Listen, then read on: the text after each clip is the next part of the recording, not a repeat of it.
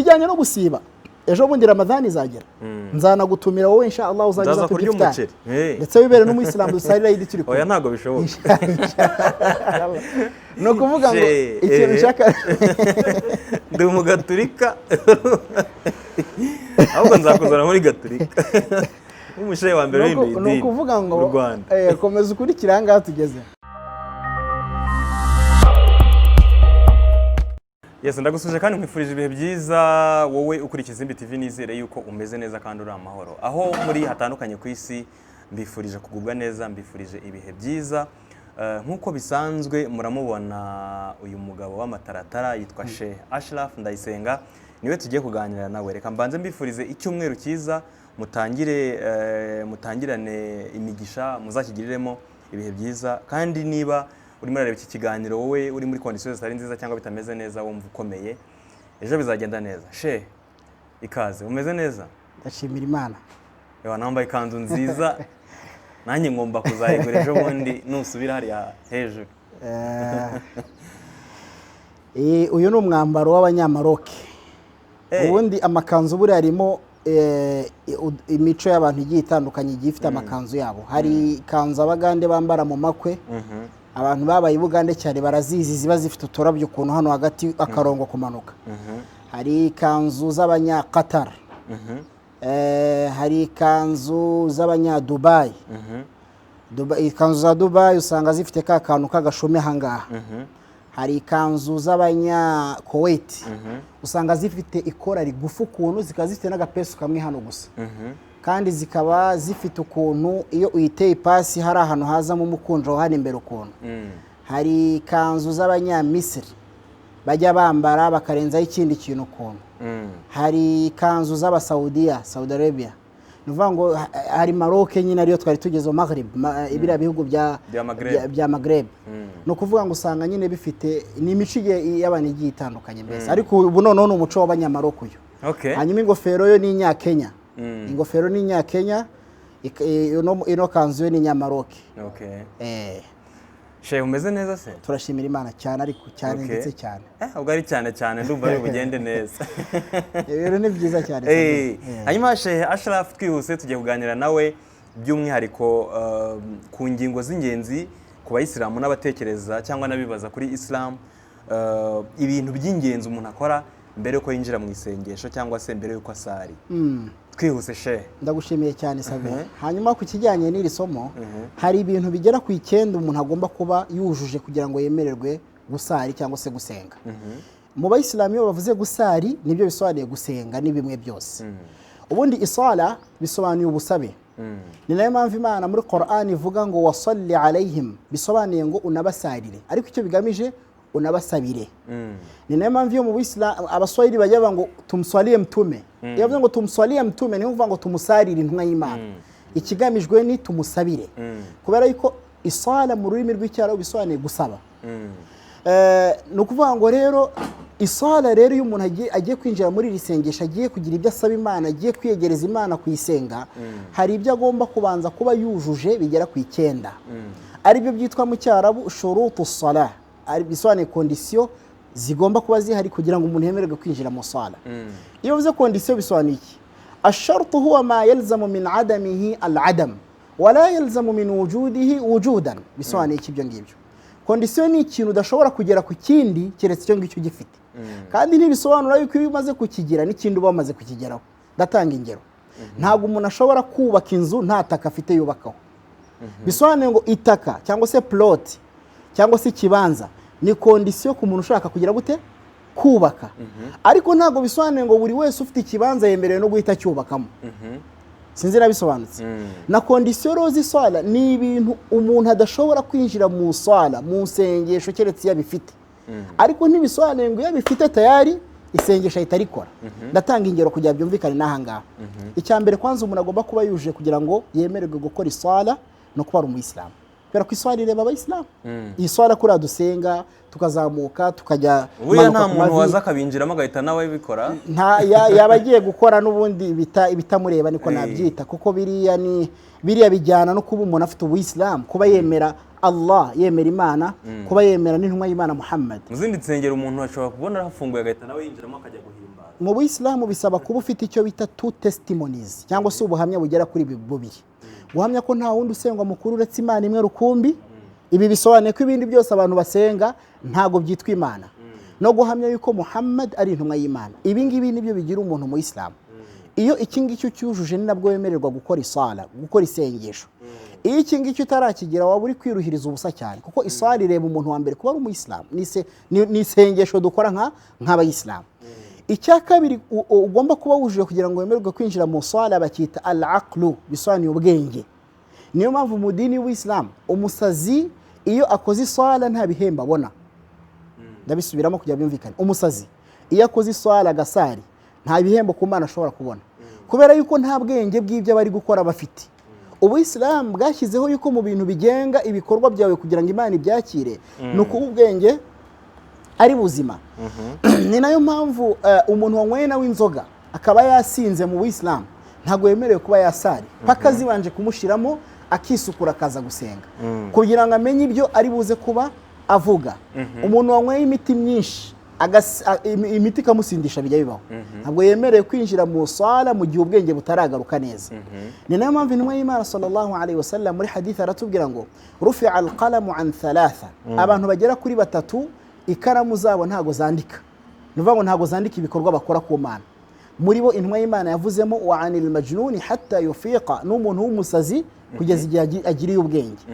Niyo mpamvu umuntu aba ari mu sengesho isala akazimira agafeintinga akagwa hasi cyangwa se akagwa igicuri agatakaza ubwenge, bya bindi byose yaramaze gukora bihita bipfa. Ni ukuvuga ngo iyo agaruye ubwenge agomba gusubiramo rya sengesho.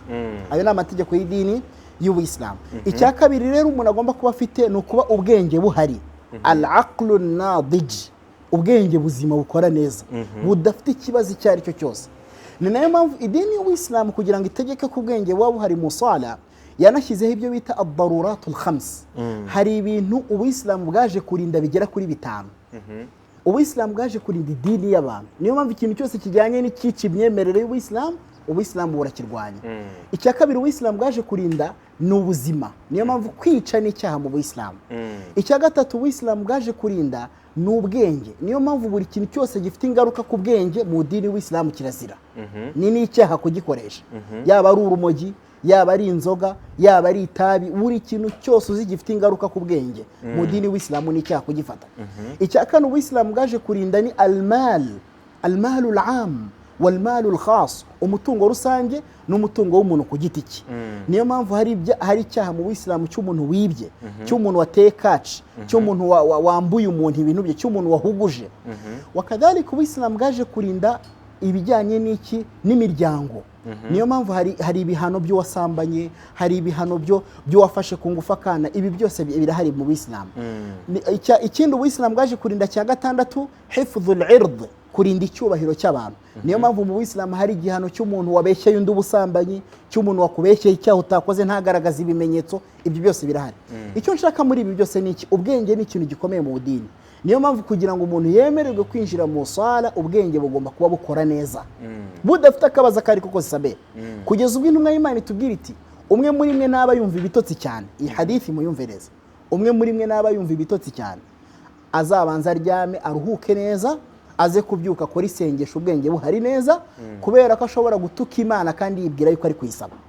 Ni ukuvuga ngo umuntu wananiwe cyane ashobora kubwira ibintu Imana azi ko ari kuyisaba, kumva bikarangira igize gute ayibwiye ibindi bitari byo. Ubwenge rero ni icya kabiri kugira ngo umuntu yemererwe kwinjira mu sala.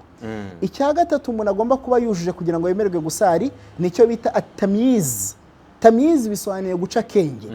Imyaka yo guca kenge mu Buyisilamu ni imyaka 7. Niyo mpamvu umwana atangira gutozwa gusari mu Buyisilamu ari uko afite imyaka 7. Iyo atarageza imyaka 7 kuri we ntabwo bimureba kuba bamubwira ibijyanye no kumutegeka gusari. Ariko imyaka 7 nibwo dutangira kumubwiriza gusari. Abahanga mu bya siyansi bagaragaza ko iyo umwana atarageza imyaka 7 ntago aba aragera ku rwego rw'uko ashobora gutekereza ikintu akagiha agaciro cyane. Ariko ku gipimo cy'imyaka 7 nibwo umwana ashobora kugira amatsiko yo kumenya akantu ku kandi cyane.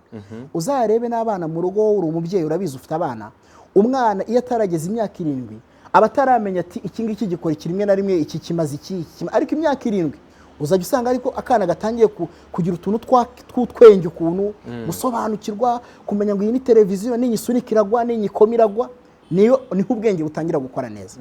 Ni nayo mpamvu rero intumwa y'Imana muri hadithi tubwira ngo muru abnaakum lis-salati bi7, mubwiriza abana banyu gukora isala ku myaka 7.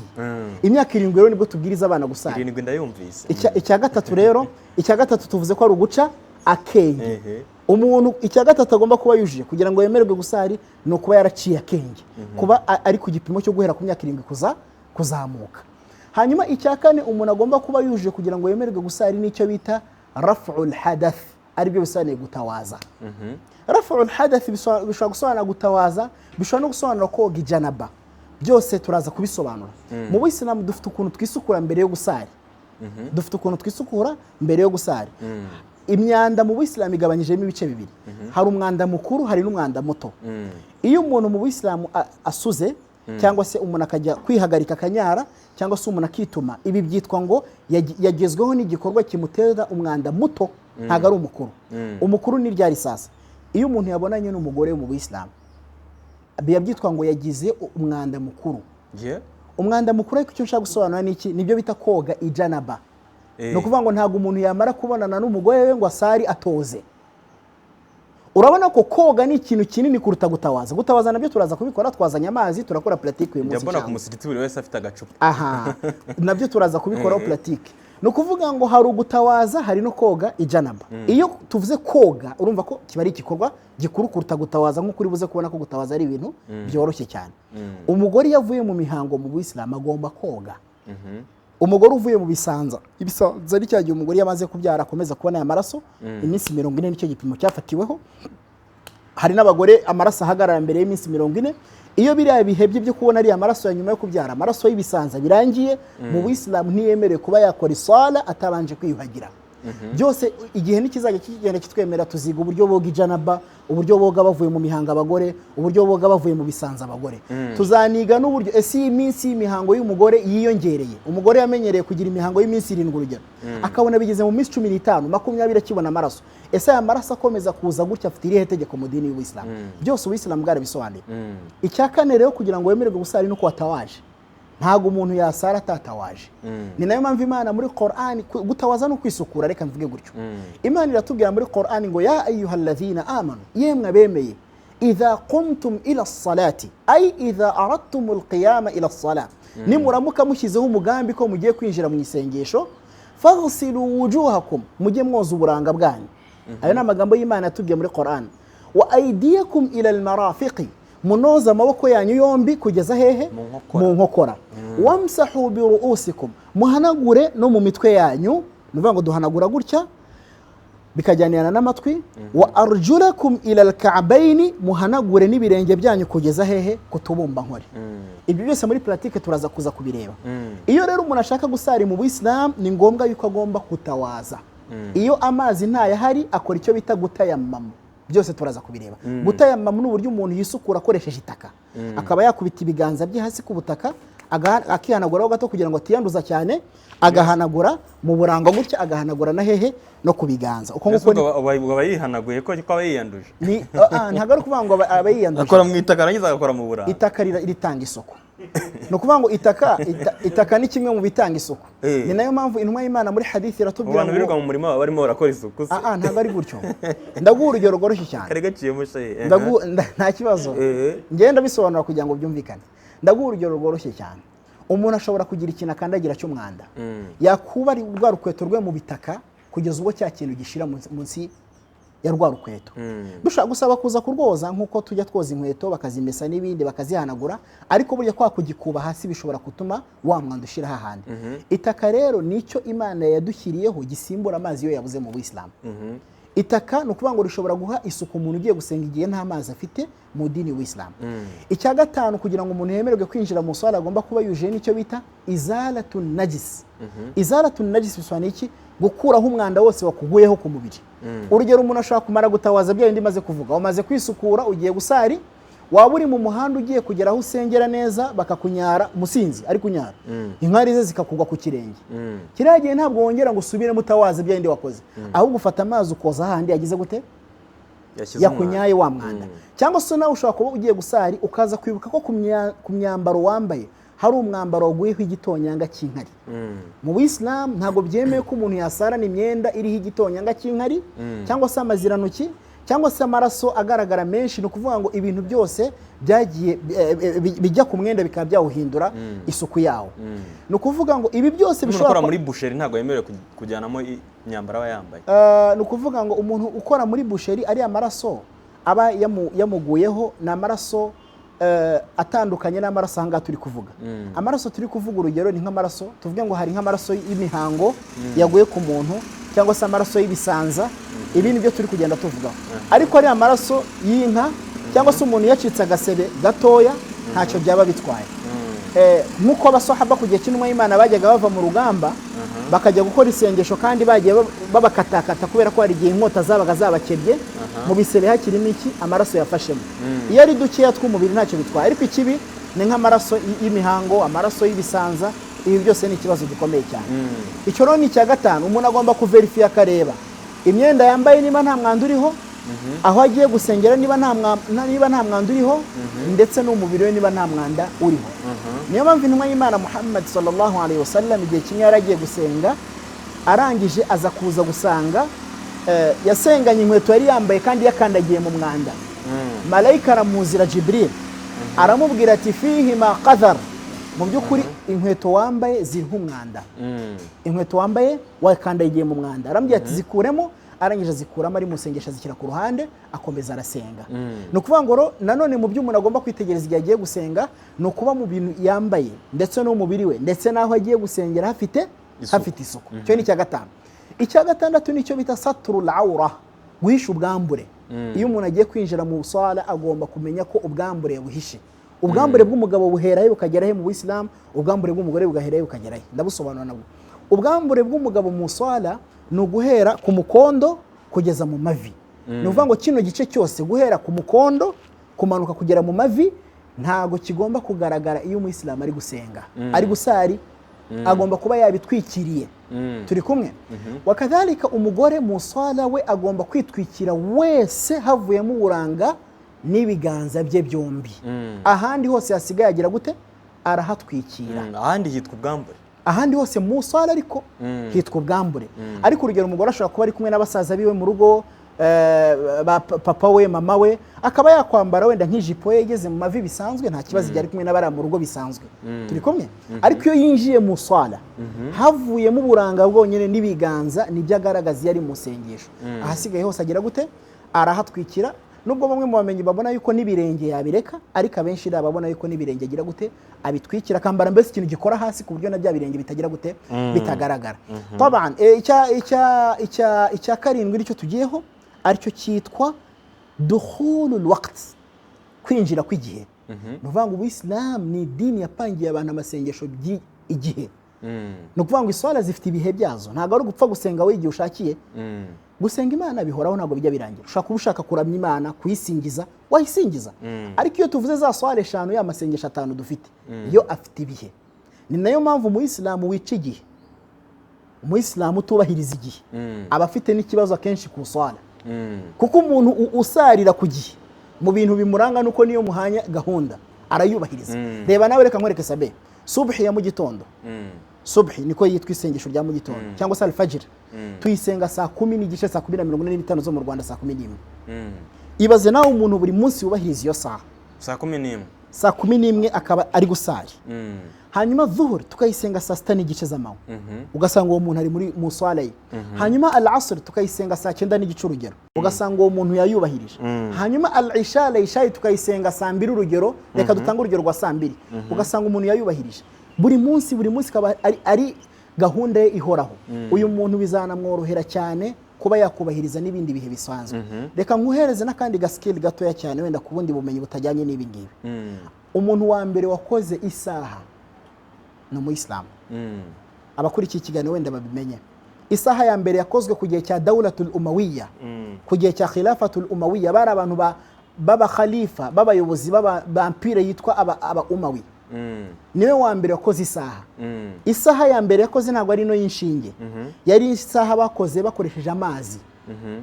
Amazi niyo bifashishije mu kantu k'agakopo bagiye bayashyiramo. Ibitonyanga byayo burko bigenda bakazajya babara isaha, burko bitonyanga bakabara isaha. Uwo yari Umuyisilamu. Yabikoze kubera iki? Yaravuze ati ubundi ko dusanzwe dufite iswala, ko dusarira ku gihe, gute tutanikorera ibihe? Nawe aratangira arayikora, iterambere rigenda riza kugeza n'uyu munsi namba yiteye gutya. Ariko byatangiye gutyo. So idini ya mbere ishishikariza abantu igihe ni Ubuyisilamu, kubera ko bwashyizeho igihe, bwashyizeho ibihe byo gukora iswala. Ni nayo mpamvu Imana itubwira muri Qur'ani ngo inna salata kanat 'ala al-mu'minina kitaban mawquta. Mu kuri sengesho ryabaye itegeko kubemera Imana, rihabwa n'iki? Rihabwa n'ibihe byagize gute? Byabugenewe. Icyo rero nacyo cyumvikana cya karindwi ni ukuba igihe cyagize gute? Cyageze. Nuvuga ngo uramutse usenze nk'isengesho rya subhi rya mu gitondo, ukarisenga ari saa 8 z'ijoro, kandi ryo rigomba gukorwa saa 10 n'igice. No kuvuga ngo iki gihe iri sengesho ugomba kurisubiramo ku gihe cyaryo. Uramutse usenze mbere y'igihe kuri dhuhur, mu gihe wagomba gusenga saa 6 n'igice, ukasanga wasanze ari saa 6 gusa, bataratora ibyo bita adhan, ujye byumva umuhamagaro, uba ugomba gusubiramo rino sengesho. No kubijyanye no gusiba, ejo bundi Ramadhani izagera, nzanagutumira wowe inshallah uzagiza kurya umuceri, ndetse wibere n'Umuyisilamu dusarira yidi turi ko. Oya ntago bishoboka. No kuvuga ngo ikintu nshaka ndi umugaturika, ahubwo nzakuzana muri gaturika. Umushaye wa mbere w'indi idini. No kuvuga ngo komeza ukurikira aha ngaha tugeze. No kubijyanye n'igisibo, umuntu aramutse yafunze cyangwa se wenda akaba yasibye, yarangiza akarya azi ko igihe cyageze, agasiburuka ku mugoroba azi ngo igihe cyageze, yareba ku isaha agasanga asiburutse mbere y'igihe, itegeko rimureba mu Buyisilamu ni ukuzishyura uno munsi akongera akagusubiramo. Urumva ko ibihe ni ikintu kirebwa mu Buyisilamu cyane. Iswara ifite igihe, gusiba bifite igihe, gukora umutambagiro mutagatifura w'Imaka bifite igihe. Ntabwo ari ibintu umuntu akora we mu bihe we ashaka gusa, ahubwo ni ibintu byapanzwe mu Buyisilamu. Hanyuma icya munani umuntu agomba kuba yujuje kugira ngo yemererwe gusari, bacyita istiqbalul qibla, kureba mu cyerekezo muri qibla, bayita qibla. Abayisilamu ngutungura se she, umuntu icyerekezo akimenya gute? Nkano twicaye icyerekezo wahita ukimenya gute? Urakoze cyane. No kuvuga ngo ukuntu umuntu abigenza, kwanza qibla y'Abayisilamu, icyerekezo cy'Abayisilamu ku isi yose, dusenga tureba Imaka. Icyerekezo cy'Abayisilamu, Imaka ni umujyi uri muri Saudi Arabia. Twese Abayisilamu bose ku isi basenga bareba Imaka. Basenga bareba Imaka. Waba uri muri Amerika, waba uri muri Europe, waba uri muri Canada, waba uri muri Aziya, waba uri muri Afrika, aho waba uri hose, Australia, aho waba uri hose, Umuyisilamu asenga areba hehe? Asenga areba Imaka. Niyo qibla y'Abayisilamu. Ubwo ntabwo ari colonization y'idini. Ntabwo ari colonization, ahubwo ni ibintu byaje muri Qur'an Imana yadutegetse. Twe tugendera ku mategeko y'Imana. Imana muri Qur'an iravuga ngo fawalli wajhaka shatra al-masjid al-haram, erekeza uburanga bwawe ku musigiti uri Makka.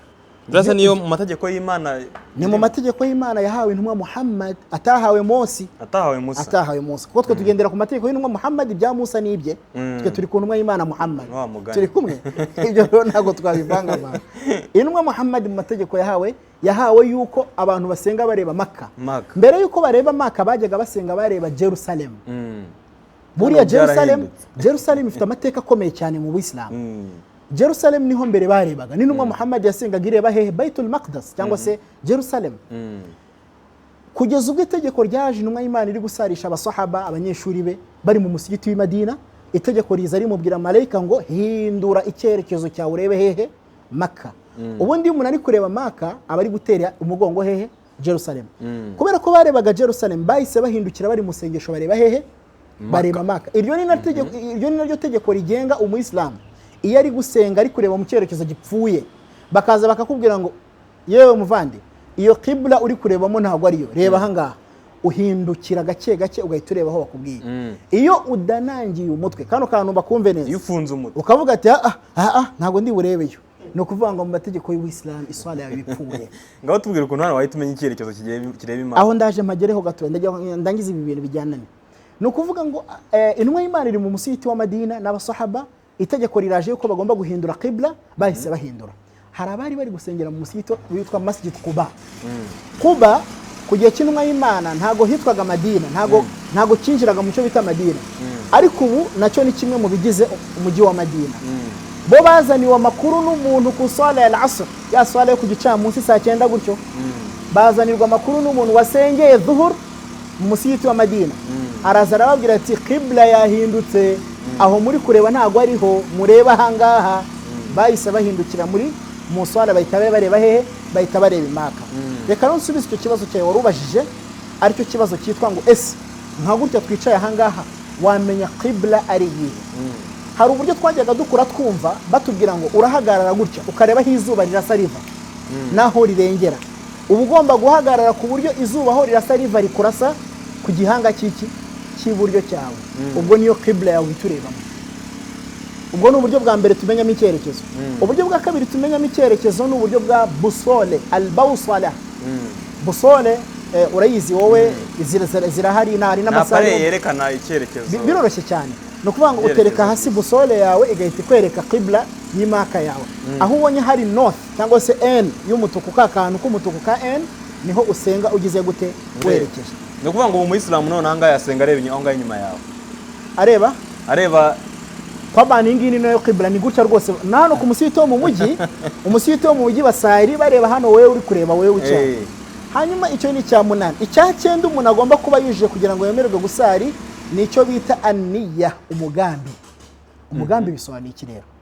Umuyisilamu aramutse asenze agasari kugira ngo yiyerekane, hagira umubona ko nawe ari gusenga, ari umuntu ukunda Imana, ku Mana bafite zero nta gihemba bafite. Mu Buyisilamu kugira ngo igikorwa cyose umuntu akoreye Imana cyakirwe nuko agomba kuba yagikoze kubera Imana. Iyo ukoreye ijisho nta gihembo ubona. Iki gisobanuke. Umuntu aramutse afite iduka, akaba afite abantu bacuruza bari kumwe nawe ku murongo umwe, hari amaduka ari.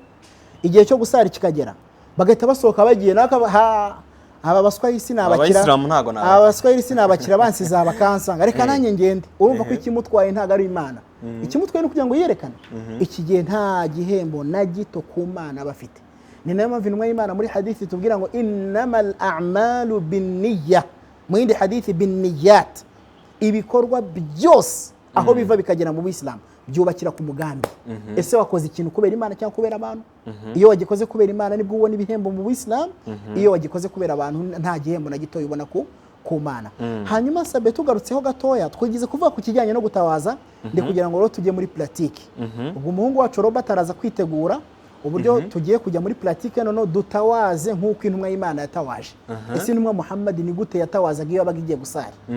Kwanza mbere yo gutawaza habaye icyo bita kwistanje. Ubundi isuku ihera mu bwiherero. Ntago umuyisilamu yajya kunyara muri toilette ngo anyare gutya biraho gusa hitabika ubwambure bwe ahita aza ngo agiye gutawaza. Ntago bibaho. Hari yihagarika ubwaho agomba kubanza gusukura ubwambure bwe. Abagabo ubwambure bw'imbere arabusukura n'ubwambure bw'inyuma akabusukura iyo hari byavuyemo. Abagore ubwambure bw'imbere arabusukura n'ubwambure bw'inyuma akabusukura. No kuvuga ngo isuku y'Uwisilamu kwemera kwinjira mu sengesho ihera hehe? Mu bwiherero. Iyo mu bwiherero byagenze neza nibwo none uhuza ugakurikizaho icyo bita kugira gute gusari. Hari umugabo kugiye cy'intumwa y'Imana Muhammad sallallahu alaihi wasallam yumvisha zino nyigisho z'Uwisilamu arumirwa cyane. Abwira abasahaba abanyeshuri b'intumwa y'Imana arababwira ngo idini ryanyu nagatangaza cyane. Uyu mugabo witwa Muhammad yabigishije buri kantu kose hatta al-hidaa, kugezwa yanabigisha ukuntu bihagarika. Kuko mu Islam hari n'ukuntu umuntu yihagarika. Nujya kwihagarika banza ukunje imyenda yawe kugira ngo inkari zitatarukira ku mwenda. Icara tuza. Ntago umugabo nyara ahagaze mu Islam, aricara nawe. N'umugore nawe aricara. Ikindi umugabo ubwambure bwe abutunga mu mwobo. Apana kunyara ahantu hose uraho inkari ukazitarukiriza. La inkari zijye mu mwobo habugenewe. N'umwanda mukuru nawe ujya habugenewe. N'umugore nawe wenda abagore bateye bitandukanye natwe, hari gihe wanyara bikamutarukira ku birenge, ariko nabwo agomba guhita hoza n'amazi. So uyu mugabo yaratangaye cyane abwira abasahaba ati iyi ntumwa yanyu ko ari igitangaza, yabigishije buri kantu n'ukuntu bihagarika. So isuku rero ihera hehe? Mu bwiherero. Iyo mu bwiherero bigenze neza sabe, uraza ugakora ibingibi ugiye gukora. iyo mu bwiherero bigenze neza dukurikizaho sasa gutawaza, ari nabyo tugiye kuba twakurikiza. Ubwo rero ndakeka twakwimura tere tukaba twakwimukira nk'hariya tugatangira from azero nkasobanura nanakora pratique kugira ngo abayisilamu bamenye ese uburyo batawaza n'ibyo cyangwa si byo. Okay. Twagiye. Shagiye kutwereka ukuntu gutawaza bikorwa. Twari tugeze rero kubijyanye none na pratique, tugiye kugaragaza uburyo igikorwa cyo gutawaza gikorwa mu Islam. Mbere na mbere umuyisilamu yagiye gutawaza aravuga bismillah, bisobanuye ngo ntangije izina ry'Imana. Bismillah. Iryo ni naryo jambo riboneka mu bikorwa byose byo mu Islam. Waba ugiye gufungura umuryango w'imodoka, waba ugiye kwicara ku buriri ugiye kuryama, waba ugiye kwicara mu ntebe, waba ugiye kwinjira mu nzu utashye, buri kintu cyose umuyisilamu akora abanza bismillah, atangiza izina ry'Imana akayishingikiriza mu gikorwa giyemo. Hanyuma ni ukuvuga ngo aya ni amazi twateguye, iri ni icupa ry'amazi. Ahangaha harimo n'isomo ry'uko gutawaza ntago ari ukwangiza amazi. Hari abantu usanga batawaza bafite akabido ka litiro 10 agashaka kukamara kose. Ubuyisilamu ni icyaha kumena amazi no kuyangiza. Ni nayo mpamvu intumwa y'Imana ivuga iti muramenye ntimukangiza amazi niyo mwaba muri ku nyanja. Niyo umuntu yaba ari gutawaza ari ku mazi y'inyanja ntabwo yemerewe kwangiza amazi. Amazi rero yacu dufite n'ino cupa tugiye kwiga ukuntu batawaza. Gutawaza kwanza urabanza ukoza ibiganza byawe. Aho ngaho harimo akamaro kuko ntabwo ubuzi abo wagiye uramutsa, abo wagiye ukora mu ntoki, imiryango wafunguye, ibyo wakoze, haya amafaranga dufata abafite umwanda, aya matelefone, bacteria ziba ari nyinshi cyane. Ufata rero amazi gutya kwanza ukoza ibiganza. Ibiganza ni gutya babyoza. Ubyoza no hagati yabyo neza. Udakoresheje isabune se? Ntabwo ukoresha isabune, woza bisanzwe. Kandi gutawaza ntabwo ari ukoga, uba ugomba kuba woze mbere n'ubundi. Woze wamaze koga n'isabune umeze neza ngo utawaze. Ndahita nanakosora ikosa abayisilamu bakora bamwe. Usanga ajya ku musigiti avuye mu murima aho ni mu cyaro, afite ibyondo, afite ibiki byose agashaka gutawaza kubikora nko koga. Nabanze yoga se neza azatawaza. None azatawaza. Aha. Bityo rero urabanza ukoza ibiganza byawe gutya. Ibiganza urabyoza kugeza mu bujana. Ndetse ukazajya winjizamo gutya. Imbere ndetse n'inyuma. Ukabikora inshuro zingahe? 3. Uyu ni ya gatatu. Inshuro 3. Turi kumwe? Hanyuma ugakurikizaho mu kanwa. Mu kanwa ushobora kubijyanira hamwe n'amazuru cyangwa se ukakora ukwaho nta kibazo. Ucira gutya. Aho nukoza mu kanwa. Ikintu nibutsa abantu ni sunna, ni umugenzo w'intumwa y'Imana gukoresha umuswaki. Umuswaki twabyita ni nk'igiti cyoza mu kanwa kikakuramo ibiryo biba byasigayemo, cyangwa ushobora gukoresha bwa buroso bwawe kugira ngo woze neza mu kanwa, ujye imbere y'Imana uhumura neza, uhumura neza mu kanwa, kuko uba ugiye kuganiriza Imana. Hanyuma noneho ugakurikizaho mu mazuru. Mu mazuru amazi urayinjiza, ubundi ugapfuna. Ni ukuvuga ngo hari ikintu bita al-istinshaq. Al-istinshaq bisobanuye kwinjiza amazi mu mazuru. Hari n'ikintu bita al-istinthar bisobanuye gupfuna. Turi kumwe? Nabwo upfuna 3? Nabwo ni 3 hose. Inka yanjye.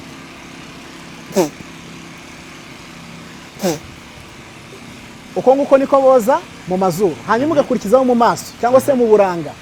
Uburanga ubwoza ugendeye ku musatsi aho utangirira, ukaza mpaka ngaha ku gutwi, ukaza mpaka ku kananwa. Nibwo buranga. Ko mama ufite ubwanwa bwinshi ubwo bigenda gute rero? Ubwo kufite ubwanwa gusari butose. Ufite ubwanwa bujojo. Reba ufite ubwanwa yoza hari umubiri, hanyuma ubwanwa akabuhanaguzamo ya mazi bisanzwe gusa atabutoheje cyane. Twagiye.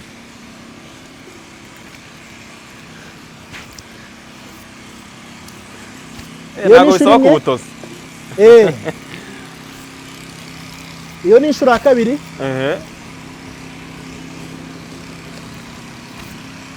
Iyo ni inshuro ya kangahe? Ya gatatu. Ya gatatu. Icyo ngira ngo nibutsa abadukurikiye nuko hari abayisilamu batawaza mu maso cyangwa mu buranga, ugasanga hano ntago amazi yagize gute? Yahageze na amakosa. Cyangwa ugasanga hano ntago amazi yahageze. Ni ngombwa ko making ashobora kose amazi yahageze. Hanyuma ukajya ku maboko none. Amaboko urayoza kugeza hehe? Mu nkokora. Kandi abantu boza amaboko icyo bagomba kumenya nuko ugomba guhera intoki zitangirira. Ntago bahera hano, abayisilamu benshi bahera hano. Kandi mbere wahogeje. Nibyo mbere wahogeje, ariko iyo bavuga akaboko gahera ku mitwe y'intoki ntago gahera aha. Nuvuga ngo still nikitwa akaboko ugiye guhera hehe? Aha ngaha. Na. Ukageza mu nkokora. Ukageza mu nkokora. Ikitonderwa ku bantu boza akaboko ba making sure ko inyuma mu nkokora amazi yahageze neza n'aha ngaha. ku bantu babyibushye cyane hari igihe usanga hari ahantu amazi atagezemo neza cyangwa se mu bihugu by'i Burayi muri bya bihe by'ubukonje hari igihe kubera ibikoti byinshi umuntu aba yambaye ashaka kubizamura bikaza bigafungira nk'aha ugasanga inkokora ntabwo igezweho n'amazi. Icyo ni ikibazo gikomeye cyane. Aha inshuro ya kangahe? Ya kabiri. Woza buri kuboko noneho kandi ugahera kuko iburyo niwo mugenzo w'intumwa y'Imana. Izo ni inshuro zingahe? Isilamu ni sawa kabisa. Inshuro zingahe? Eshatu. Hanyuma ugakurikiza akaboko k'iki? K'ibumoso.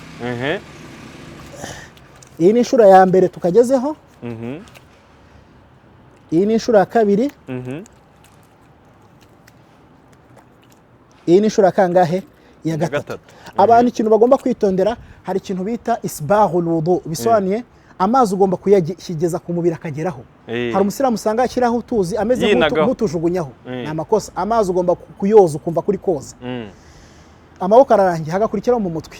Mu mutwe rero abayisilamu bakurikire, ufata amazi gutya ukayakunguta. Ntabwo ari ngo niyo ushyiramo, urakunguta. Aya yasigaye mu ntoki niho uhanagura mu mutwe, urabanza ukagenda ukagezaho umusatsi urangiriye, ukongera ukagaruka utangiriye. Hanyuma ugahanagura hehe? Mu matwi gutya n'inyuma y'amatwi gutya. Uko niko bahanagura mu mutwe. Inshuro imwe y'amazi uhanaguje mu mutwe nayo hanaguza mu matwi, kandi ayo mazi ntago ari ayo ushyiramo, ahubwo twabonye kugira gute urakunguta ugahanaguzamo intoki zitose. Hanyuma icyanyuma dusorezaho niki? Ni ibirenge. Ibirenge barabyoza. Hari abo bita abashiya nibo bahanagura ibirenge. Ibyo ntago intumwa y'Imana n'umunsi n'umwe yigeze ahanagura ibirenge. Yozaga iki? Yozaga ibirenge. Iriya aya twasomye mu kiganiro hari ukuntu bayisobanura bakavuga ngo unahanagura ibirenge byawe. Ariko intumwa y'Imana niyo tugenderaho Muhammad, niba bayemera koko bayikurikize, nta munsi n'umwe intumwa Muhammad yigize ihanagura ibirenge, ahubwo yarabyozaga. Yahanaguraga ibyo bita khofu, twabigeranye nk'amasogisi, ariko ntago yigize ihanagura ibirenge gutya ngo igire gutya, ahubwo yarabyozaga. Tugereho koza ibirenge uhera ku kirenge cyahe? Cy'iburyo. Niyo gahunda y'intumwa y'Imana. Ukanoza hagati y'iki? Y'amano. Hanyuma ukoza hano inyuma kugeza mu tubumba nkore.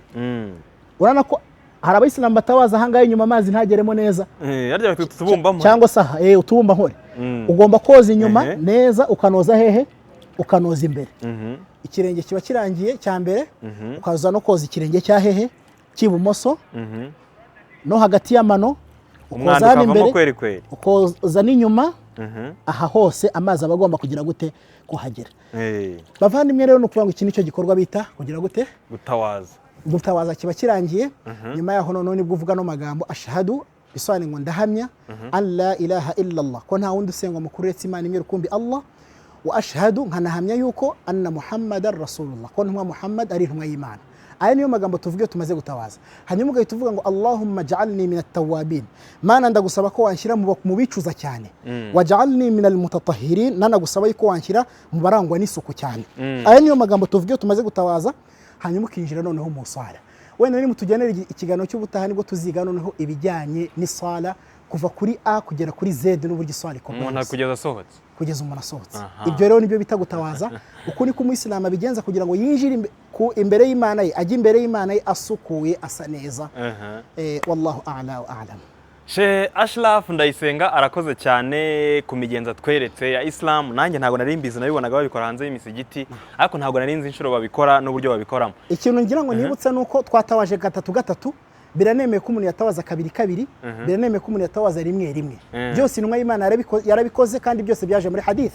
Yigize gutawaza rimwe, yigize gutawaza kabiri, yigize gutawaza gatatu, ariko gatatu nibyo byiza kurusha, kugira ngo amazi agere neza noneho ahagomba kugira gute kugera. Ariko na kabiri ukizeye ko amazi yahagera, na rimwe uryizeye nta kosa umuntu akoze. Ariko umuntu avuye gutawaza ahita yisiga amavuta, ntago mugira umwera. Biremeye ko wayisiga, nta kosa ririmo rwose. Hari n'abayisilamu usanga bazi ko ubuyisilamu ari ukubaho ngaho, umwera ukakwica, ukagira amaga, ukagira imyate. Ibyo ni imyumvire ipfuye. Ntago icyo bitwaye ko wamara gutawaza ukihanagura amazi n'akayiswime.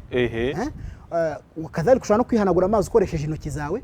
Intumwa y'Imana muri hadith y'umugore waratubwira ko nibwo namuzaniye iswime amaze koga ijanaba rimwe, urumva arangije yanga kuyifata, no kuvuga ngo atangira kuzajya hanaguza yanfudul ma'a biyadi, atangiye guhanaguza amazi intoki ze. So wakwihanagura amazi, kwisiga amavuta yawe nta kibazo, ukajya mu sengesho. Kitonderwa ku bagore na makiyaje. hari abagore bikubita makiyaje za hatari murabizi mwebwe b'abayisilamukazi ku buryo usanga bamubwira gutawaza yazajya yoza mu buranga akagira gutya akayisimbuka akagira ngo ibyo ntabwo ari ugutawaza. makiyaje ugomba kuyikuraho, ugomba koza mbese amazi akageraho, niyo yasigaraho ariko amazi yagize gute yagize ariko pana kugira ngo ibi ni ubufariseri, kandi ubufariseri nk'ubwo ntabwo bwemewe. Islamu ntabwo ibwemera. Ntabwo ibwemera. Shehe wakoze cyane, babyumvise, unaweza ukajipaka amafuta umaze nta kibazo rwose kwitawaza. Shehe wakoze cyane, kandi Nyagasani akomeza kugirire neza. Nawe cyane. Umuntu w'umugabo cyane. Imana ikumpera umugisha. Amin. Sawa sawa.